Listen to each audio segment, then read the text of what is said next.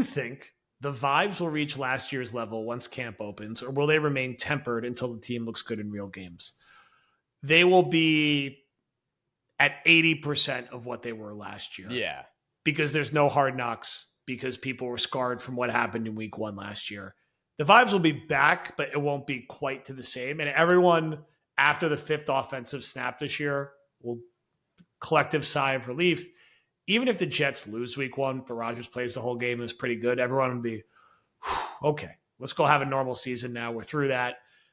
People are excited though. And I think everyone, once we start getting to like real prediction time, even people who are considered like Jets haters or like don't love the Jets, like most people are going to pick them to have a winning record because they have too much talent. They probably have they have one of the 3 best rosters in the AFC. Again, you could debate that out in a lot of different ways, but they have one of the 3 best rosters in the AFC. If Aaron Rodgers is anywhere near what Aaron Rodgers is, like they should have a winning record. I'm not saying they're going to go 14-3 like Jude did on the pod on Sunday, but they should win like 10 or 11 14-3 games. for Jude. Yeah, he went 14-3, which God bless him. I love the optimism. I hope I've never in my life hoped that Jude is this right. We need it. We'll save that clip forever. The vibes will be there though, and when we see him in the preseason, and you get the clips every day of Garrett Wilson scoring an 80-yard touchdown on a post route like from Rodgers, like hell yeah, the vibes will be there. But there'll be some guarded feelings until we get through that week 1 game, man. And I just want to get me to, because I'm going to end up going the home opener, New England Thursday night. Jets are 9.5-point favorites, 2-0. Imagine going into that game, and just blowing out New England. Slaughter. And being like 3-0 and being like, wow, we have the Vikings and Broncos the next 2 weeks. Like this could be like 2004 where we started 5-0. Hopefully they finish with a better record than they did that year. They were all right, but the Jet fans deserve that. They deserve that home opener, with Rodgers playing the whole game, beating the crap out of New England and having that fast start and not going into that game 0-2 or 1-1 with someone banged up. So we'll get there with the vibes. Yeah, we will. It'll go like this. I think, understandably, there's a large portion of the fan base, and I think I'm included in this, that won't buy in officially until they win a game. Yep.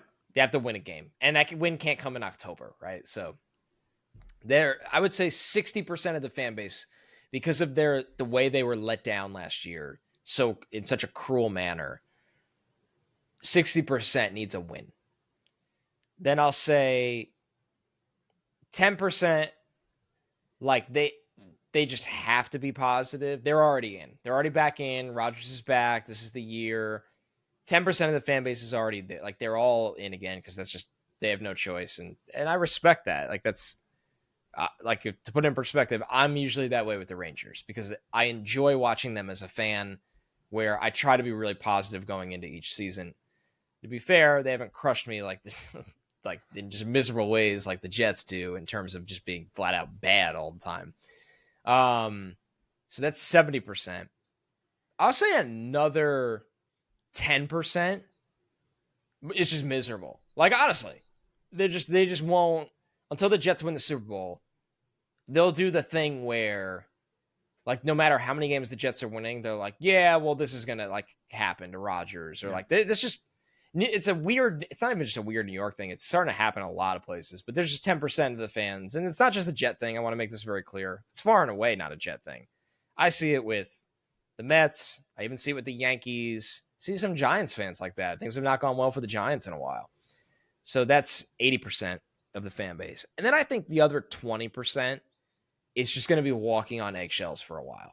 They're going to need 5-1, 8-3 kind of feeling to be like, okay, I'm having fun. I forgot what this felt like. It's been a really long time since I felt like this watching my football team. And I think that's really fair, honestly. So when you put it like that, I think only 10% of this fan base is going to see the first day of training camp highlight throwing on air and be like, oh, I'm here again. Honestly, it's hard for after what happened last year. And I think there's a lot of really smart fans that are still being really cautious with the staff. They need to see it. It goes back to the 10% that need a win and the 20% that need the team to be a winning football team at the quarter mark or the halfway mark of the season. That's 30, that 30%. So yeah, I think that it's a fair breakdown. Although I do have some 8-3 PTSD from 2008 because that's what they were before it all fell apart with Favre around Thanksgiving. Can never forget the 8-3 burned in my head. And even it felt like with the Rex years, they kind of got hot.